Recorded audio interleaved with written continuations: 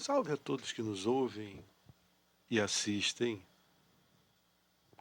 neste humilde podcast. Bem-vindos a mais um episódio do nosso Oração por Invocação. Hoje faremos algo que apareceu poucas vezes por aqui. Um episódio reflexivo. Há algum tempo eu queria retomar esse formato. E no início de fevereiro, ao chegar à missa, senti-me profundamente tocado a falar sobre isso. Era o quarto domingo do tempo comum. Primeiro domingo de fevereiro, dia 1º. As leituras daquele dia giravam em torno de um verdadeiro manual de vida, as bem-aventuranças. Tocavam também em humildade e pobreza de espírito. Explicavam de forma clara por que Deus escolhe determinadas pessoas para realizar a sua obra. Vale a pena perguntar: como são escolhidas as leituras da missa? Já me fiz isso várias vezes. Não é raro chegar à celebração com algo no coração e perceber que uma das leituras fala diretamente comigo. Isso não é coincidência vazia. Naquele dia cheguei mais cedo. Enquanto o coral ensaiava, consegui um folheto, hoje quase um privilégio, e comecei a acompanhar as leituras. Era o Sermão da Montanha, um dos evangelhos que mais amo, lá em Mateus. Uma das bem-aventuranças foi tema da Jornada Mundial da Juventude na Polônia, onde estive presente e onde talvez tenha sido plantada a primeira semente deste podcast. Já ouvi gente perguntar se as leituras são escolhidas de forma aleatória. Não são. Não é como montar algo com palavras soltas para formar uma música do Djavan. Nem ele faz isso. Muito menos é sortear um livro, como de Sofonias, o Salmo 145, a primeira carta aos Coríntios e depois o respectivo evangelho, neste caso de Mateus. Existe estrutura, existe coerência litúrgica, existe pedagogia espiritual. Deus, na sua providência, permite que as leituras dialoguem com o tempo que vivemos. O problema é o modo piloto automático. O mundo anda desatento à fé, e nós também. Caminhamos por linhas tortas, mas Deus continua escrevendo certo. Ele sempre aponta o caminho e oferece a saída para escolhas erradas e suas consequências. Naquele domingo não foi diferente. As bem-aventuranças ecoavam junto ao Salmo dos pobres em espírito e ao livro de Sofonias, antecipando a lógica divina. Deus escolhe os pequenos, os humildes, os que o mundo considera inadequados. Isso fica ainda mais explícito na primeira carta aos Coríntios, capítulo 1, versículos 26 a 31, quando São Paulo recorda que Deus escolhe o que é fraco para confundir o que se julga forte. Sem mais delongas, vamos começar. Teremos esquetes de humor nas viradas de bloco, a homilia do padre Valdeci Gonzaga, que esteve conosco na primeira temporada, além de depoimentos e textos sobre o que significam as bem-aventuranças na vida concreta das pessoas. Este episódio estará disponível em texto no Linktree. Vamos começar? Produção, rodando a vinheta.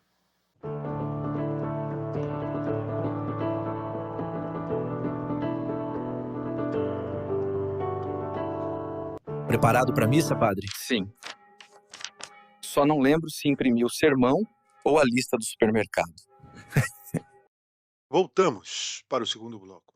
Agora é fundamental que organizemos os conceitos com clareza. E reforço: se você que nos ouve ou assiste tem algo a acrescentar, uma leitura diferente sobre as bem-aventuranças ou sobre as passagens que fundamentam este episódio, fique à vontade para comentar. A reflexão cristã não é um monólogo, é comunhão. Precisamos afirmar sem diluir o sentido. As bem-aventuranças são um programa de vida. Não são nenhum tipo de poesia religiosa, não são algo fantasioso ou abstrato. Não são frases bonitas para emocionar e depois esquecer. Muitas vezes pegamos trechos das Sagradas Escrituras, dos Evangelhos, do Antigo ou do Novo Testamento, e damos a ele uma interpretação excessivamente ideológica distante da prática. Transformamos exigência em simbolismo, transformamos compromisso em discurso. E isso esvazia a força da palavra. Agora avancemos para um ponto central. O que significa pobreza em espírito, como aparece no Salmo 145? Evidentemente, não se trata de pobreza material. Não é uma referência direta à condição econômica ou à ausência de bens. Também não se trata de medir espiritualidade pela quantidade de orações feitas, como se fosse uma competição silenciosa dentro da própria igreja. Não é sobre quem reza mais ou menos, não é sobre quem aparenta maior piedade, porque é possível ter prática religiosa constante e ainda assim não viver a humildade proposta pelas bem-aventuranças, nem o espírito ensinado pelo livro do profeta Sofonias. Os pobres em espírito são aqueles que reconhecem a pequenez diante da grandeza de Deus. São os que têm consciência da própria limitação, da própria fragilidade, da própria necessidade de graça. Não é autodepreciação, é lucidez espiritual. Em uma catequese sobre as bem-aventuranças, o saudoso Papa Francisco ofereceu uma explicação precisa. Ele recordou que, no Evangelho segundo Mateus, quando se fala em espírito, trata-se do sopro de vida que Deus comunicou ao ser humano, da dimensão mais profunda do nosso ser. Ser pobre em espírito é reconhecer-se necessitado de Deus no nível mais íntimo da alma. É compreender-se como mendigo diante do Senhor. Portanto, não falamos de carência econômica, mas de humildade radical. Falamos de dependência filial. É a postura do filho que sabe que precisa do pai para caminhar, crescer e amadurecer. Se lemos apenas a palavra pobre, a tendência imediata é pensar no aspecto material. E é verdade que a pobreza material existe e exige resposta concreta. Mas o Evangelho, o Salmo e as demais leituras vão além. Elas falam de desapego, confiança absoluta e humildade profunda. Compreender quem são os pobres em espírito é essencial para entender o conjunto das bem-aventuranças. E essa compreensão se conecta diretamente com o livro de Sofonias e a primeira carta de São Paulo aos Coríntios, onde São Paulo reforça que Deus escolhe aquilo que o mundo despreza. Há uma coerência entre as leituras, há uma unidade de mensagem. E a pergunta inevitável: o que isso exige de nós? Como aplicamos isso à vida concreta? Se afirmamos e repetimos que as bem-aventuranças são um manual de vida cristã, então precisamos vivê-las no cotidiano. Para mim, duas palavras emergem com força como síntese de tudo isso: humildade e amor. Agora teremos um depoimento sobre a correlação entre ser pobre em espírito e as bem-aventuranças, e, por óbvio, o que isso significa na experiência concreta dessa pessoa. Quem falará conosco será o Marcos Vale, não o cantor, mas igualmente conhecido pelo podcast Vale de Deus. Ele, junto com o Christian de Deus, conduz esse projeto lá no interior de São Paulo. Eles já estiveram na oitava ou na nona temporada, contribuindo de uma forma muito significativa para o debate. Disponibilizaremos não só o áudio, mas também a transcrição, lá no Linktree. Após isso, a pausa para o café. Rodaremos a vinheta e retornaremos no próximo bloco. Fala pessoal do Oração, Humor e Vocação. Um grande abraço pro querido Gabriel. Gente, um desafio, né? Falar sobre o que é ser pobre em espírito e o que são as bem-aventuranças. Então, vamos no primeiro pedido. O que é ser pobre em espírito? Bom, para tentar trazer algo de novo, né?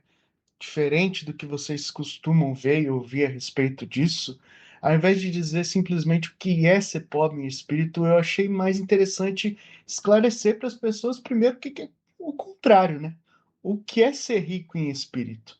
Né? A riqueza, um conceito humano que nós temos, nos traz algo de ter, algo de possuir em nós e que não nos faz depender dos outros. Ou seja, se eu sou rico em espírito, o meu espírito tem tudo que eu acho que ele precisa. E, consequentemente, ele não precisa de Deus. Né? Assim, ser pobre em espírito é ter um espírito que é dependente de Deus, que sabe que sem Deus nós não somos nada, e que tudo que nós temos é pela graça de Deus, e não pelos nossos méritos em si. Então, ser pobre em espírito é entender que o nosso coração caminha por aquilo que Deus quer de nós, e não pelas nossas vontades, e não pelo que o nosso espírito quer. Se nosso espírito é rico, nosso espírito é autoportante. Ele consegue, é, por si só, ser feliz, ser grato, ser abençoado, e daí nós não precisamos de nada. E com isso nós seríamos, ateus. Né? Não, não tem Deus na jogada, não precisa de Deus para ter diferença na nossa vida. Mas, pelo contrário, né? Nós acreditamos que nós somos e nós queremos ser pobres em espírito, para que o nosso espírito seja repleto das vontades de Deus e daquilo que Deus quer para as nossas vidas. As bem-aventuranças, eu acho que é interessante nós entendermos aí onde e quando, né? 2000 e tantos anos atrás, um discurso de Jesus conhecido como o Sermão da Montanha, parte desse discurso, né? Quem quiser pesquisar, vai lá em Mateus 5, nós temos aí o comecinho desse discurso de Jesus lá no Sermão da Montanha. E essa parte específica do sermão, ela traz uma distinção em como somos no mundo e como será, né? Como vai ser no reino de Deus. No texto original consta a palavra Macários, né? Bem-aventurados, felizes, abençoados. Então, se em algum momento você vê bem-aventurados, no outro texto vai estar felizes. Para essa palavra que foi utilizada em grego, elas são sinônimos, então não tem problema nenhum. Não é um erro de tradução, e sim um sinônimo. Ou seja, são coisas que se nós fizermos na terra, nós seremos abençoados com essas qualidades no reino de Deus. São as qualidades, e nós podemos pegar isso pelo final do texto, de um profeta. Jesus está ensinando os discípulos ali a serem profetas. São características que os profetas devem ter, e que com isso o reino de Deus para eles vai ser entregue com essas características, né? E uma coisa muito interessante é que nós não podemos pensar nas bem-aventuranças como excludentes. Ah, eu só vou ser pobre em espírito, eu só vou ser manso, aflito, tem fome, sede de justiça, enfim. Uma não exclui a outra. Ou seja, nós devemos buscar ter todas as bem-aventuranças, né? Se você já se sente uma pessoa misericordiosa, então busca outras coisas. Tenha fome, tenha sede de justiça, né? Seja puro de coração, promova a paz. Tenha todas essas características, porque aí o reino de Deus vai surgir na tua vida por completo, porque são pequenas características do reino de Deus.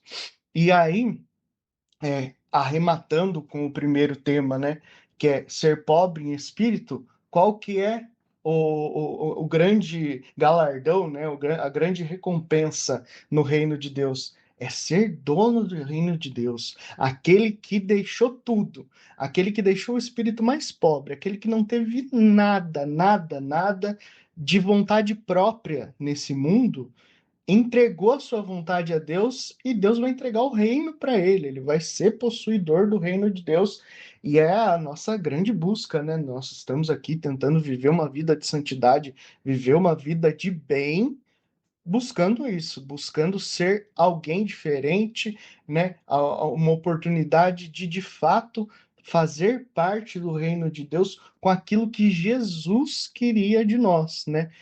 O objetivo principal em ter as bem-aventuranças é ser mais parecido com Jesus, né? Jesus é aquele que preenche todas as características, né, desse checklist, vamos dizer assim, das bem-aventuranças. Então, se você quer ser um profeta por excelência, quer ser mais parecido com Jesus, quer de fato transformar a sua vida, tenta incluir nas suas condutas as bem-aventuranças, porque só assim o reino de Deus vai surgir na tua vida já aqui, e também, né, depois da morte, de forma completa.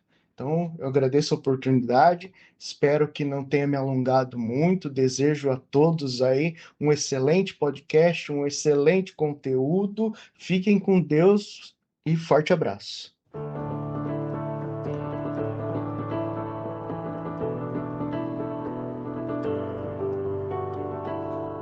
Homem, cala a boca, vice! Isso é meu, entendeu? Oxe, a casa é minha, mulher. Respeite, vice? O que vamos ouvir agora é a homilia proferida pelo padre Valdecir Gonzaga para o quarto domingo do tempo comum. A liturgia desse dia nos apresentou o livro do profeta Sofonias, a primeira carta de São Paulo aos Coríntios, capítulo 1, versículos 26 a 31, o Salmo 145 e o Evangelho das Bem-aventuranças, segundo São Mateus, no capítulo 5. É um conjunto de leituras que dialoga de forma muito clara sobre a humildade, escolha divina e a verdadeira lógica do reino. Há uma unidade temática evidente, e é justamente isso que queremos aprofundar depois. Após a homilia, faremos a nossa própria reflexão. Vamos retomar os pontos principais, organizar as ideias e relacionar o que foi dito com a proposta que estamos construindo aqui. Compreender as bem-aventuranças como critério concreto de vida cristã. A homilia tem aproximadamente 10 minutos. Peço que vocês escutem com atenção, com cuidado. É possível ouvir enquanto realizam outras atividades, lavando a louça, organizando a casa, fazendo exercício, caminhando na esteira, mas sem perder o foco interior. Porém, não é apenas ouvir, é assimilar. Já voltamos para comentar. Olá, sou o Padre Valdecir.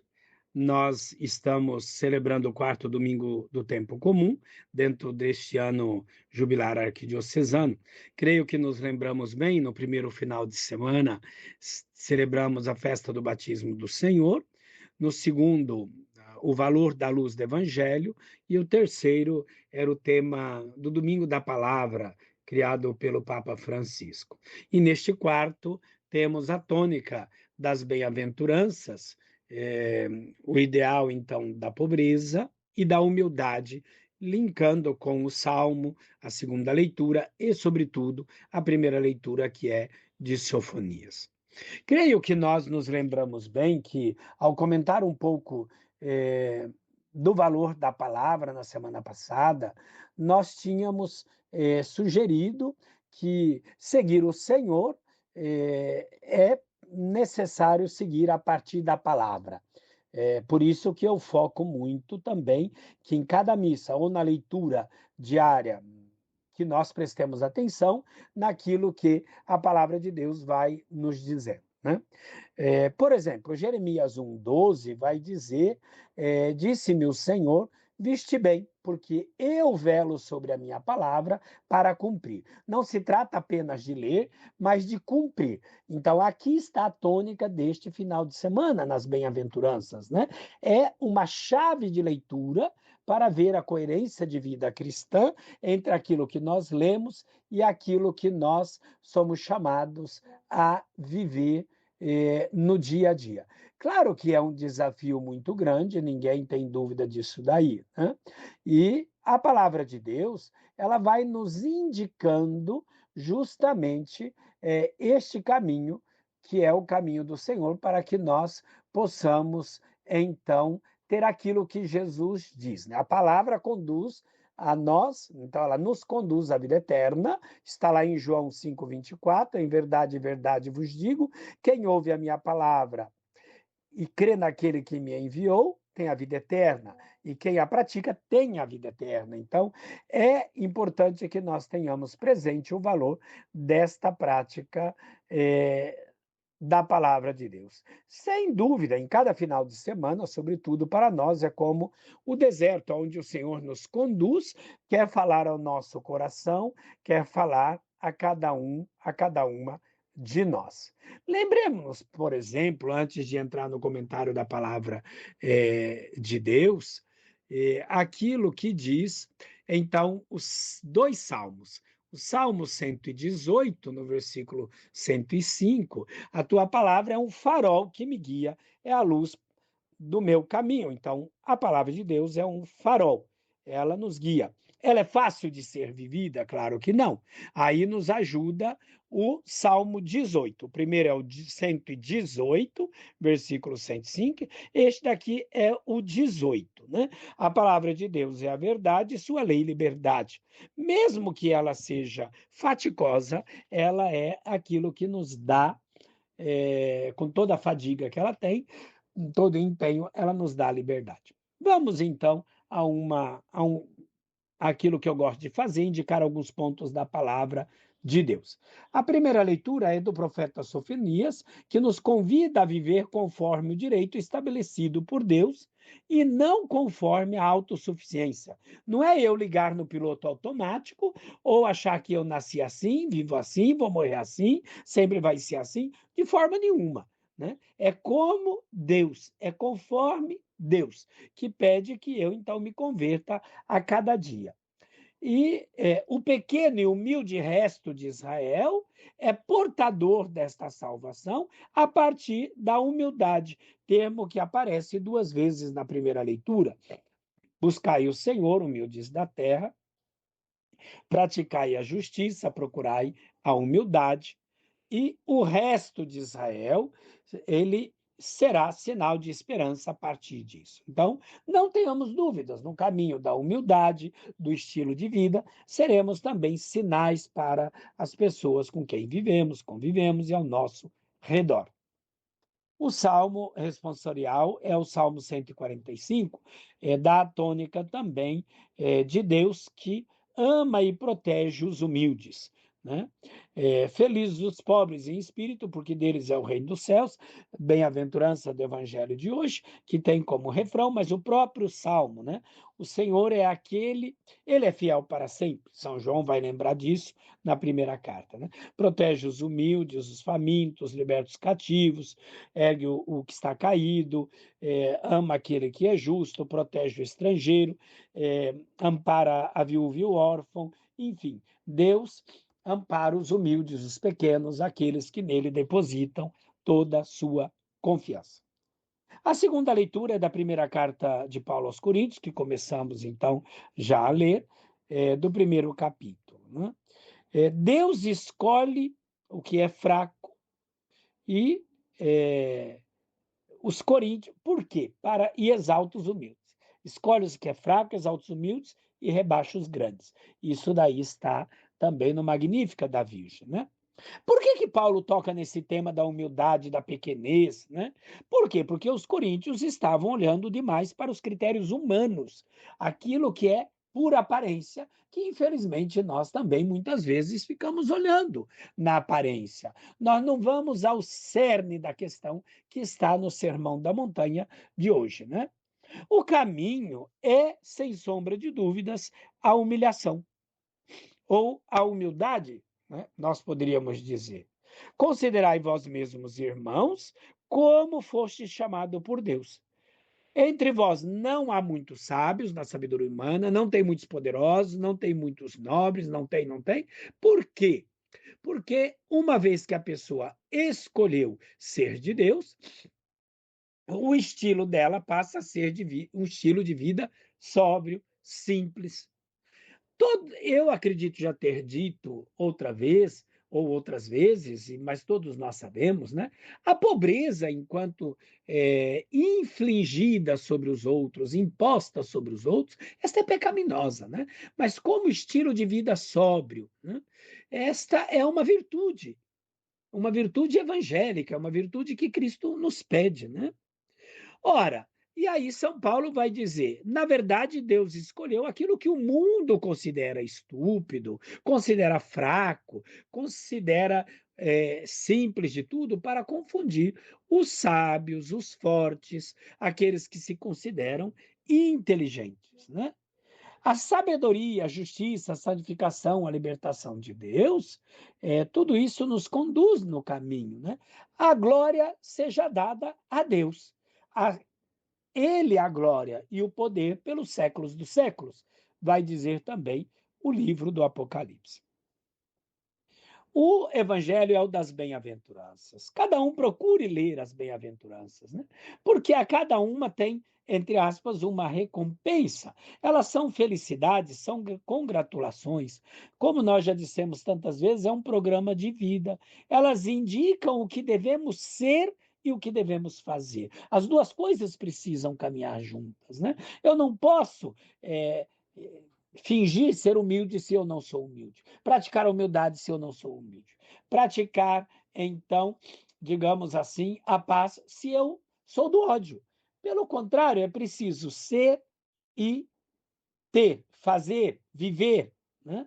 E em cada uma dessas bem-aventuranças, bem-aventurados, bem-aventurados, vai como um refrão repetindo, né? Ora, o que nosso Senhor pede? Bem-aventurados os pobres em espíritos, ou seja, aqueles que têm um estilo de vida sóbria, um estilo de vida pobre, aqueles que tudo depositam e em tudo depositam sua esperança, sua confiança unicamente em Deus e não nas coisas deste mundo. Os aflitos, aqueles que sofrem por causa da justiça do reino de Deus. Os mansos, os misericordiosos, aqueles que não são violentos, que praticam o amor, que praticam a misericórdia, que se compadecem das misérias, das fragilidades alheias, que não condenam, se levantam o dedo para alguém é para indicar o caminho, não para condenar. Os promotores da paz, né? São capazes de criar situação e clima de paz em casa, no trabalho, por onde passar, por onde estiver. Bem-aventurados sois vós, se. Então, seremos bem-aventurados se nós praticarmos isso. Aproveitemos neste final de semana das bem-aventuranças, façamos uma revisão de nossa vida. Amém. O que acabamos de ouvir tem um eixo absolutamente claro. A palavra de Deus não é apenas para ser ouvida, é para ser vivida. Esse é o fio condutor que atravessa todas as leituras e desemboca nas bem-aventuranças, no Evangelho segundo São Mateus, capítulo 5. Aqui não se trata de acumular informação bíblica ou repertório teológico, embora ambos sejam importantes.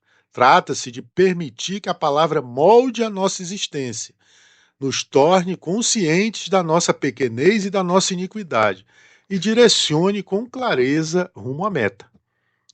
Quando o padre recorda o que está no livro de Jeremias, capítulo 1, versículo 12, eu velo sobre a minha palavra para cumprir, o ponto é decisivo. Deus leva a sério o que ele diz, não é improviso, não é metáfora vaga.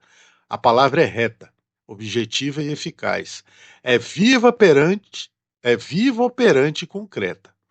Se quisermos atualizar a imagem, é um tiro certo que atinge o alvo. Portanto, não basta escutar.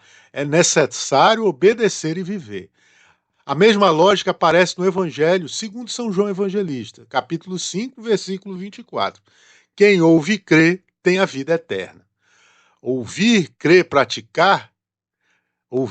e praticar formam uma unidade inseparável. Separar esses elementos gera incoerência. Fé sem prática é contradição. É o que denuncia a música Fé Solúvel, da banda O Teatro Mágico, uma fé que se dissolve diante da primeira pressão. Essa música toca em um ponto sensível, mencionado na homilia: viver no piloto automático, agir por hábito, por medo ou por inércia. A estrofe que termina com Me esqueci Jesus é simbólica. O esquecimento de Deus acontece no cotidiano, nas pequenas distrações acumuladas. Quando o padre menciona o Salmo 118, afirmando que a palavra é lâmpada para os pés e luz para o caminho, estamos diante de uma imagem forte. A palavra não é um ornamento religioso, não é decoração espiritual. Ela ilumina decisões concretas, orienta as escolhas reais e oferece direção quando tudo parece obscuro. Se ela não ilumina, caminhamos no improviso. Já o Salmo 18 afirma que a lei do Senhor é verdadeira e reta. Exige esforço? Sim, mas liberta. E aqui está um ponto catequético central. A palavra não oprime, ela conduz à liberdade. Quem escraviza é o pecado. A verdade, ao contrário, emancipa. No livro de Sofonias, o foco se desloca para a atitude interior. Buscar o Senhor na humildade. Não há busca autêntica de Deus sem humildade. A salvação passa pelo resto humilde, não pelos autossuficientes. Deus age onde encontra abertura interior. O Salmo 145 reforça essa lógica. Deus sustenta os humildes, ergue os caídos e ampara os pequenos. Não é favoritismo emocional, é a estrutura do reino. Onde há confiança filial, há ação divina. Onde há soberba, há bloqueio. Na primeira carta de São Paulo aos Coríntios, lá no capítulo 1, São Paulo radicaliza. Deus escolhe o que é fraco para confundir o forte. Ele desmonta os critérios do mundo, status, aparência, prestígio. A lógica divina não se curva à vaidade humana. A experiência narrada no metrô ilustra isso de forma concreta. Às vezes, a ação de Deus se revela nos gestos pequenos, nos encontros inesperados, na humildade silenciosa. Recordamos a mulher que sofria de hemorragia, que vence o medo e encontra cura ao se aproximar de Jesus. Deus age onde há abertura, mesmo que tímida. Surge aqui uma distinção importante. Pobreza imposta é injustiça. Pobreza assumida como sobriedade é virtude. Confundir essas realidades gera distorção espiritual e social. Tudo converge então para as bem-aventuranças. Não são conselhos opcionais, são retrato do espírito, do discípulo. Pobres em espírito, confiança radical em Deus. Mansos, renúncia à violência, misericordiosos, compaixão concreta. Promotores da paz, construção ativa de reconciliação. Não há separação entre identidade e prática. Chiara Lubich, fundadora do movimento dos focolares, ensinava que somos pobres em espírito quando nos deixamos guiar pelo amor, quando partilhamos tempo, bens e capacidades. O esvaziamento por amor gera liberdade. E aqui tudo converge. O amor é critério. São João Paulo II afirmava que o amor vence sempre. E São Paulo declara, no capítulo 13 da primeira carta aos Coríntios, que sem amor tudo é vazio. Podemos ter poder, reconhecimento e conhecimento. Sem amor, nada permanece. Sem amor, sem humildade, as bem-aventuranças perdem o sentido. A estrutura desta mensagem é clara e progressiva. A palavra ilumina, Salmo 118. A palavra é verdadeira e liberta, Salmo 18. A humildade abre espaço para a salvação, Sofonias. Deus exalta o pequeno. Primeira carta de São Paulo aos Coríntios, capítulo 1, 26 a 31. As bem-aventuranças definem o estilo do reino, Mateus capítulo 5. E no fim permanece a pergunta: nossa vida está configurada à lógica das bem-aventuranças ou à lógica do mundo? Até o próximo bloco.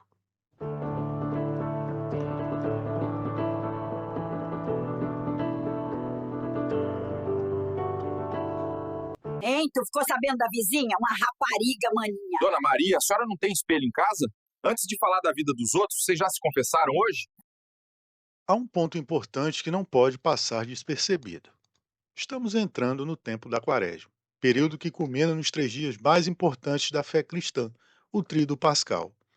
É um tempo forte, tempo de revisão, conversão e reposicionamento espiritual. A Quaresma não é apenas uma reflexão abstrata, é exame concreto de vida.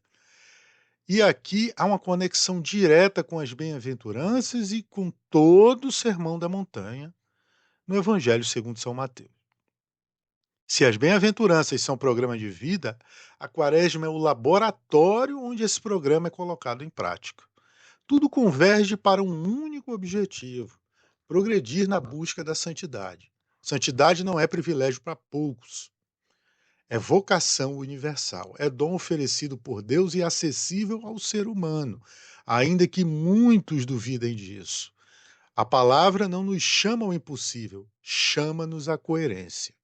Entre as práticas mais insistentes deste tempo está a oração, e não como formalidade. A oração inaugura o processo de revisão anterior. É nela que começamos a enxergar o que precisa ser corrigido. É por meio dela que a conversão deixa de ser teoria e se torna decisão. Aliadas às bem-aventuranças, a oração nos orienta para o caminho certo, não o mais confiável, confortável, mas o mais verdadeiro. Não podemos esquecer do jejum. E aqui é preciso maturidade. Jejum não é apenas alimentar-se. É jejum de práticas, de hábitos, de excessos e prazeres que nos afastam de Deus. É a mortificação inteligente, voltada para o crescimento espiritual. Não é punição, é pedagogia. O Santo Padre, Papa Leão XIV, ao pedir jejum de palavras ofensivas, toca num ponto extremamente atual. Jejuar de agressões verbais, ironias destrutivas, comentários que diminuem o outro. Em tese, isso já deveria ser o básico da vida cristã. Não pecar deveria ser o mínimo, mas a realidade mostra que estamos muitas vezes tão desorientados que precisamos reaprender o essencial. Às vezes, o primeiro passo espiritual é simples e direto: calar para não ferir, escutar antes de reagir. Retomar o controle da língua. Se o jejum de pecado deveria ser contínuo, e a Quaresma intensifica essa consciência. Peçamos a força de um jejum que também passe pela língua, para que diminuam as palavras ofensivas e aumente o espaço dado à voz do outro. E comprometamo-nos a fazer das nossas comunidades lugares onde o clamor de quem sofre seja acolhido e a escuta abra caminhos de libertação, tornando-nos mais disponíveis e diligentes no contributo para construir a civilização do amor. De coração, abençoo todos vocês e o seu caminho quaresmal. Papa Leão XIV. Tradicionalmente, fala-se que a síntese da Quaresma é renunciar a algo que nos dá prazer. Isso continua válido. Porém, diante do cenário atual, talvez o desafio seja ainda mais profundo. Não apenas renunciar superficialmente, mas limpar o que está desordenado. Não jogar a poeira para debaixo do tapete, não maquiar fragilidades. É o passo a passo, sem atalhos, sem espiritualidade performática. A Quaresma vivida à luz das bem-aventuranças deixa de ser um período simbólico e se torna um caminho real de transformação. Viver a Quaresma à luz das bem-aventuranças nos remete novamente ao capítulo 5 do Evangelho de São Mateus. Ali, após proclamá-la, Jesus aprofunda o sentido de sua missão. Não veio para abolir a lei e os profetas, mas para dar-lhes pleno cumprimento. Ou seja, ele não relativiza a exigência, ele a radicaliza no interior do coração. Mais adiante, no versículo 23, há uma orientação direta e desconcertante. Se alguém estiver levando sua oferta ao altar e se lembrar que tem algo contra o irmão, deve deixar a oferta e ir primeiro reconciliar-se, só depois retornar e apresentá-la. A lógica é clara. Culto sem reconciliação é incompleto. A prática religiosa não substitui a conversão concreta. No versículo 25, Jesus reforça: reconcilia-te com o teu adversário enquanto estás a caminho com ele. Antes que a situação se transforme em julgamento, antes que a ruptura se torne definitiva, busca o acordo, remove o peso, resolve a pendência. A fé não é fuga do conflito, é enfrentamento maduro dele. Isso se conecta diretamente com aquilo que já refletimos. Não viver no piloto automático. De nada adianta oferecer sacrifícios, cumprir ritos, manter aparência de piedade, se carregamos de visões não resolvidas. A Quaresma nos chama exatamente a isso: revisão honesta, reflexão séria e decisão concreta de mudança. E aqui as bem-aventuranças iluminam o caminho. Bem-aventurados os misericordiosos, porque alcançarão misericórdia. Misericórdia não é sentimento vago, é escolha ativa de perdoar, reconstruir pontes e interromper ciclos de ressentimento. O mesmo vale para os promotores da paz. Não se trata apenas de ausência de conflito, mas de criar reconciliação onde há ruptura. E essa paz não é apenas externa, é também interior. Resolver as diferenças com o irmão muitas vezes significa resolver as tensões dentro de si mesmo. Orgulho, mágoa, resistência, isso dialoga diretamente com o apelo recente do Papa Leão XIV ao jejum de palavras ofensivas. Controlar a língua é, muitas vezes, o primeiro passo para restaurar relações. Palavra ferida cria distância. Palavra moderada abre a possibilidade. Quando pensamos que nos que são perseguidos por causa da justiça, porque deles é o reino dos céus, percebemos que a fidelidade do evangelho pode gerar tensão. Mas há uma diferença entre sofrer por fidelidade e manter conflitos por orgulho. Nem todo conflito é martírio. Muito apenas são falta de reconciliação. Então a pergunta prática surge: por que não resolver? Por que não perdoar? Por que não ressignificar experiências mal resolvidas? A Quaresma existe exatamente para isso. Não como formalidade anual, mas como oportunidade concreta de um reajuste de rota. Todos os anos a Igreja nos concede este tempo. Não para repetirmos ritos mecanicamente, mas para revisar, reconciliar e progredir. A coerência entre as bem-aventuranças e a Quaresma é evidente. Humildade para reconhecer o erro, misericórdia para restaurar relações e decisão firme de mudar de vida. E a pergunta, mais uma vez, permanece: o que concretamente precisa morrer em nós nesta Quaresma para que Cristo viva com mais clareza, à luz das bem-aventuranças?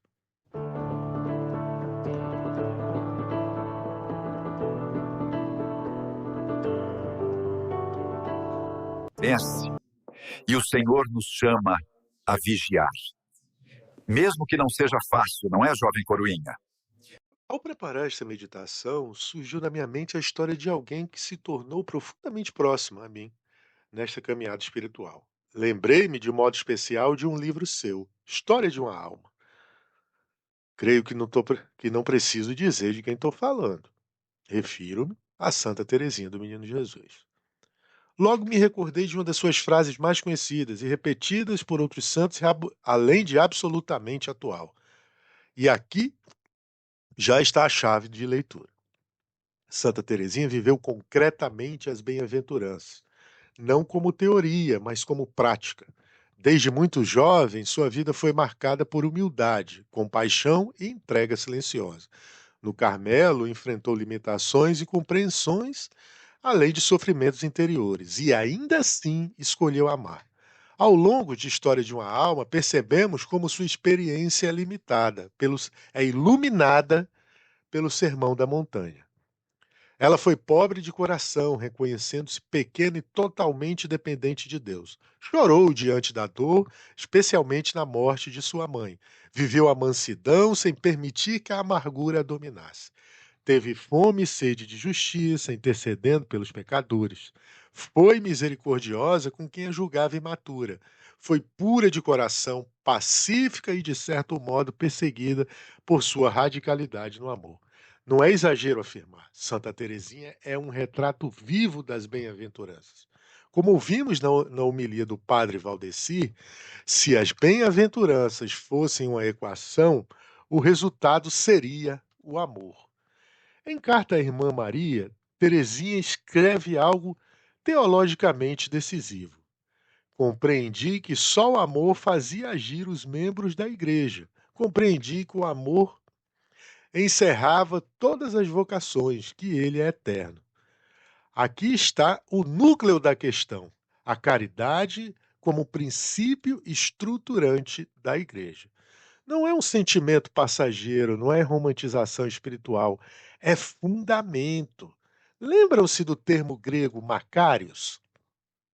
Ele significa felizes, bem-aventurados. Quem busca a vontade de Deus é, portanto, verdadeiramente feliz. O Salmo 145 reforça: felizes os pobres em espírito. Conceito e prática convergem. Não é retórica, é identidade espiritual. Chiara Lubich nos recorda: somos pobres em espírito quando nos deixamos guiar pelo amor. Mas é preciso precisão, não qualquer amor. O padre Paulo Ricardo fala do amor sobrenatural, o ágape, amor que nasce da humildade e do reconhecimento filial diante de Deus. Sem essa dimensão, o amor pode se deformar, pode virar apego, pode virar posse, pode virar egoísmo disfarçado. O amor natural, sem purificação, pode nos afastar das bem-aventuranças. Viver esse manual evangélico é sim remar contra a corrente. Num mundo marcado por materialismo, consumismo, hedonismo e busca pelo prestígio, as bem-aventuranças são quase subversivas. Elas invertem a lógica dominante. Elas contradizem o orgulho, elas desmontam a autossuficiência. E, no entanto, são a boa nova. Geram alegria e esperança, sobretudo quando nos sentimos pequenos ou sem horizontes. O reino dos céus não se compara com riqueza, nem se conquista com poder. É dom, é graça e exige postura de criança, de quem sabe que precisa receber tudo. O Espírito Santo preenche a alma quando encontra espaço. Esvaziar-se de si não é passividade, é disponibilidade radical. Sem enfrentar desafios e superar resistências, a unidade, carisma próprio do movimento dos focolares, não se concretiza. O amor mútuo exige decisão, exige maturidade, exige renúncia. E é justamente aqui que entra o testemunho que ouviremos a seguir. O depoimento de Paulo Reck, focolarino e psicólogo, logoterapeuta, conectando as bem-aventuranças com a vida profissional e com a prática concreta da caridade no cotidiano. Ele será narrado pela Nívia Santana, que também já esteve aqui com a gente. Porque, no fim, tudo converge para um ponto central. As bem-aventuranças não são teoria, são caminho, e o caminho é o amor. As bem-aventuranças estão na raiz do cristianismo e podemos dizer, são o fundamento de uma vida cristã autêntica. A logoterapia tem uma fundamentação antropológica, que é provavelmente a mais próxima do que nos propõe a sabedoria cristã. Digo isso porque Viktor Frankl, esclarecendo antecipadamente que não está falando de religião, mas do ser humano, afirma que o ser humano é corpo, mente e espírito, e ainda mais que busca incansavelmente realizar o sentido da própria vida e se realizar. Alcançar a sua realização plena no caminho dos valores, ou o caminho que nossa voz interior ou a voz da consciência nos pede para realizar. Por sua vez, o termo bem-aventurado vem do latim beatus, significando feliz, abençoado. E podemos dizer que as bem-aventuranças mostram uma radiografia do coração de Jesus, ou seja, do seu eu mais profundo. Observando as bem-aventuranças, podemos perceber que a felicidade não está nas coisas materiais, mas a encontramos no outro lado, no Deus que nos responde, nos sacia de bens e nos cura de todos os males.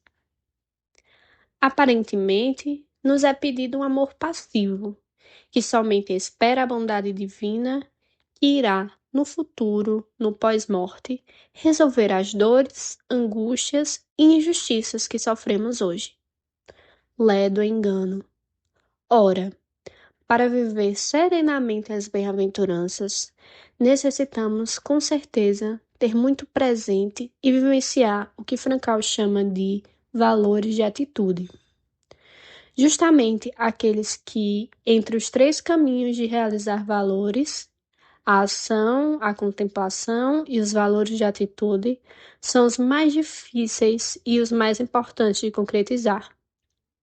Diz Frankl no livro Psicoterapia e Sentido da Vida, que mesmo a vida não se pode concretizar nada em termos de valores e tampouco pode contemplar as belezas do mundo, da natureza, da música, arte, da bondade humana. A ela resta a possibilidade de uma atitude digna diante do sofrimento e da ruína. Completa ele. Enquanto está consciente, o homem tem responsabilidade perante os valores. ainda que sejam apenas os valores de atitude. O que são, portanto, as bem-aventuranças, senão um caminho de realização dos valores de atitude? A proposta de Jesus não é, em definitivo, uma proposta de passividade. Ao contrário, é um desafio difícil, permanente e gigantesco, mas que afirma também: bem-aventurados os mansos, porque possuirão a terra. Quando falamos das bem-aventuranças, falamos do coração do Evangelho. Não são algo poético, ideológico ou uma meta inatingível. São um caminho concreto para nos tornarmos semelhantes a Cristo, seus imitadores, como nos pede São Paulo. Jesus não oferece um método, ele é o modelo da felicidade. Segui-las implica entrar no dinamismo da paixão e ressurreição. Passar pela cruz para alcançar a glória. E nada mais coerente do que a Quaresma, iniciada na quarta-feira de cinzas. Deus introduziu no coração humano o desejo de felicidade. Isso não é pecado. O errado não está em querer ser feliz, mas em buscar essa felicidade em prazeres mundanos e realidades passageiras. Como nos ensina São Tomás de Aquino, só Deus satisfaz plenamente. Tudo o mais é limitado, instável e incapaz de preencher o coração de modo definitivo. A felicidade das bem-aventuranças não é emocional nem passageira. Nasce da vontade de Deus. Cumpri-la não é submissão cega, mas confiança filial. Eis o núcleo de ser pobre em espírito. Falando de realidades passageiras, Teresa de Lisieux dizia que a vontade de Deus era o seu paraíso. Escreveu: aqui na terra nada pode nos satisfazer quando nos dispomos a cumprir a vontade do bom Deus. Não se trata de viver no automático nem no medo. Ninguém glorifica a dor. O sofrimento unido a Cristo é caminho de santificação. A imagem da maratona ajuda. Pensemos. Diferente de uma competição comum, aqui todos podem alcançar a meta. Na primeira carta de São Paulo aos Coríntios, na primeira carta aos Coríntios, capítulo 9, 24 e 26, São Paulo fala da disciplina, da vigilância e do domínio de si. As privações têm sentido. Oferecer sofrimento é difícil, mas as tribulações purificam. A fé permite extrair sentido onde a lógica humana vê apenas o absurdo. Em síntese, as bem-aventuranças são verdadeira felicidade. Passa pela cruz, são sustentadas pela graça e orientam para o céu, além de se concretizar em caridade, renúncia e confiança filial. Vou trazer aqui para a gente ouvir e também ler um texto para você que está acompanhando e quer acompanhar também lendo. A reflexão que o Christian de Deus trouxe para a gente. O Christian é companheiro do Marcos Vale, lá no podcast Vale de Deus. E o resumo do que ele fala é que as bem-aventuranças são a síntese, dão ênfase a uma correlação com aquilo que era justamente o oposto do que os humanos buscavam naquela época. Aliás, buscam até hoje. Vocês não acham? Christian fala um pouco para a gente da felicidade, mas eu vou deixar para vocês ouvirem e lerem. Depois a gente volta para encerrar esse episódio. As bem-aventuranças fazem uma correlação com aquilo que era justamente o oposto do que se buscava. Então, o foco que Jesus dá é pobres de espírito, os que choram, os mansos, os que têm fome, era justamente aquilo que se abominava, né? Principalmente naquele tempo, porque esse povo era o povo oprimido, mas também era o povo do qual Jesus caminhava.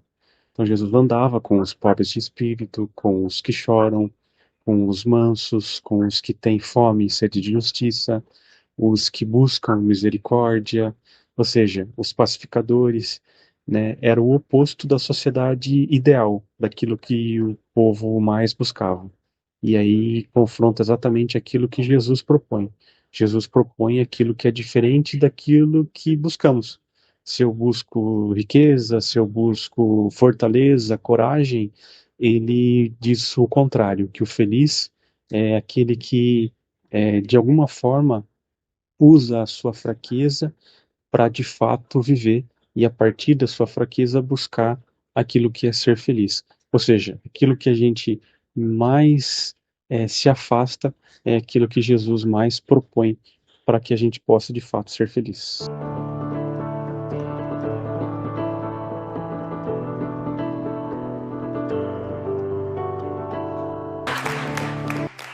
Vai dar paz pro amiguinho? Só se ele parar de me empurrar no recreio.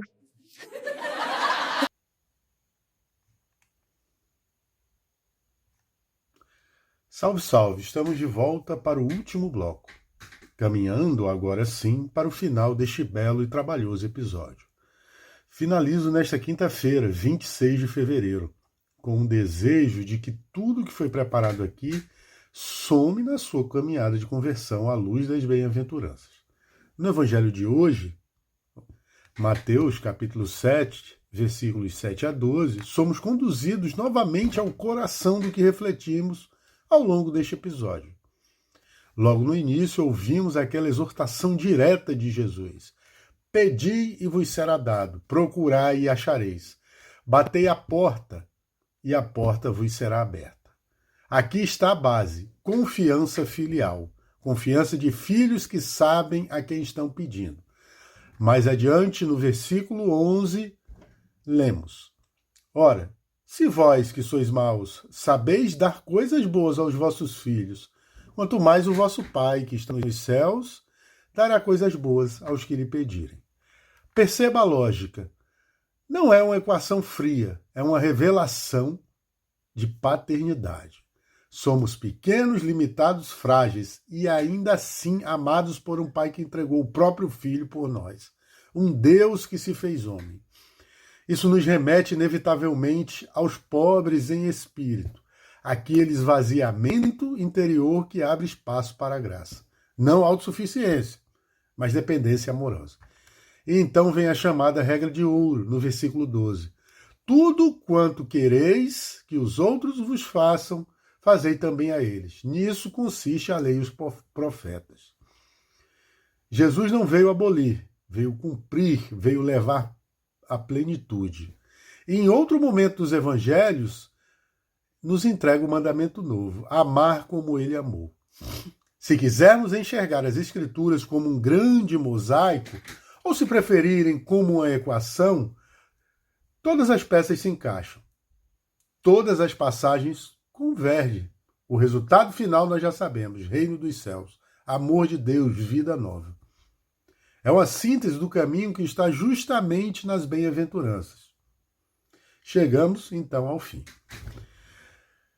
Quero agradecer de forma especial a todos que colaboraram conosco. Padre Valdecir, Christian, Marcos, Nívia, Paulo, que preparou o texto lido por ela, e a Bianca, que proclamou as palavras. Proclamou não, leu as palavras do Santo Padre. O Papa Leão XIV estará conosco agora, na oração final. Meu agradecimento também a você, que dedicou o seu tempo para nos ouvir. Se este conteúdo faz sentido para você, compartilhe, deixe seu like, inscreva-se no canal, ative as notificações no YouTube, aquele sininho. Nos acompanhe no Instagram e envie suas sugestões. Elas realmente nos ajudam a melhorar. Seguimos juntos. Um grande abraço, Deus abençoe, salve Maria e aperte o play. Até mais. Pai nosso que estais no céu, santificado seja o vosso nome, venha a nós o vosso reino, seja feita a vossa vontade, assim na terra como no céu. O pão nosso de cada dia nos dai hoje, perdoai-nos as nossas ofensas, assim como nós perdoamos a quem nos tem ofendido, e não nos deixeis cair em tentação, mas livrai-nos do mal. Amém. Ave Maria, cheia de graça, o Senhor é convosco. Bendita sois vós entre as mulheres, e bendito é o fruto do vosso ventre, Jesus. Santa Maria, Mãe de Deus, rogai por nós, pecadores, agora e na hora de nossa morte. Amém. Ave Maria, cheia de graça, o Senhor é convosco. Bendita sois vós entre as mulheres, e bendito é o fruto do vosso ventre, Jesus. Santa Maria, Mãe de Deus, rogai por nós, pecadores, agora e na hora de nossa morte. Amém. Ave Maria, cheia de graça, o Senhor é convosco. Bendita sois vós entre as mulheres, e bendito é o fruto do vosso ventre, Jesus. Santa Maria, Mãe de Deus, rogai por nós, pecadores, agora e na hora de nossa morte. Amém. Glória ao Pai, ao Filho e ao Espírito Santo. Como era no princípio, agora e sempre. Amém. Estivemos reunidos em nome de um Deus que é Pai, Filho e Espírito Santo. Amém.